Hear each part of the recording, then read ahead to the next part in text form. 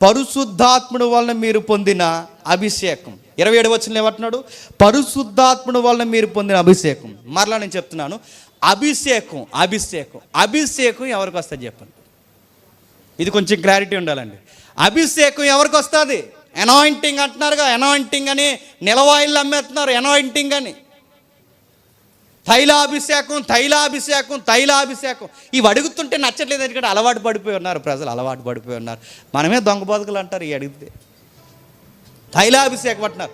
అభిషేకం ఇక్కడ తైలాలు లేవు. క్రొత్త నిబంధనకు వచ్చేసరికి తైలాలు లేవు. క్రొత్త నిబంధన తైలం కాదు, పరిశుద్ధాత్ముడే మనకి అభిషేకం. పరిశుద్ధాత్ముడి అభిషేకం ఎవరికట?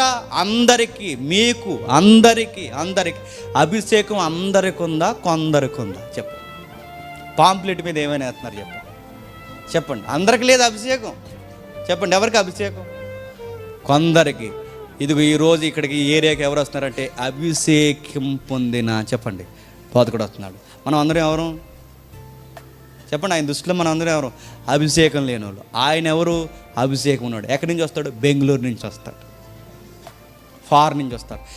ఇలాంటి తప్పుడు ప్రవక్తల పరంపర ఎక్కువ కొనసాగేది ఎక్కడ చెప్పండి? నైజీరియాలో ఎక్కువ ఉంటుందండి, బాగా ఎక్కువ అక్కడ ఇప్పటికీ బాగా.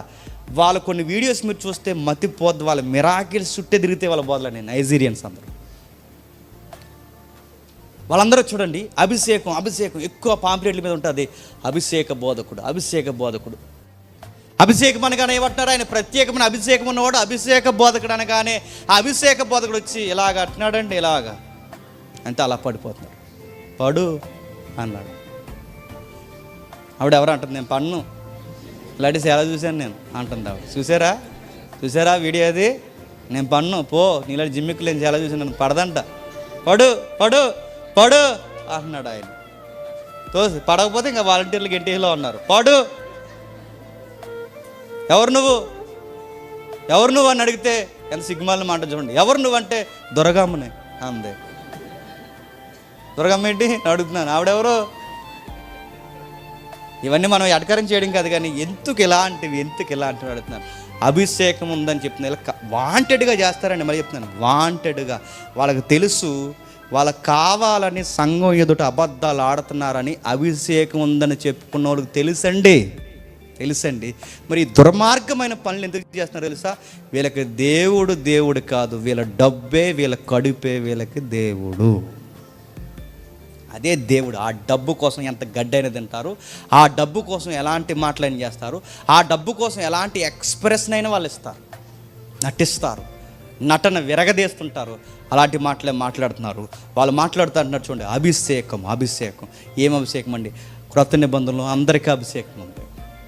కాకపోతే పాత నిబంధనలోనే కొంతమందికి ప్రత్యేక అభిషేకం ఉండేది. పాత నిబంధన తెలుసుగా, కొంతమందికి. పాత నిబంధనలో ఎక్కడో దావీదుకి, ఎక్కడో సంసోనికి, ఎక్కడో సౌలుకి, ఎక్కడో ప్రవక్తలకి, అందరికి ఉండేది కాదు పాత నిబంధన అభిషేకం.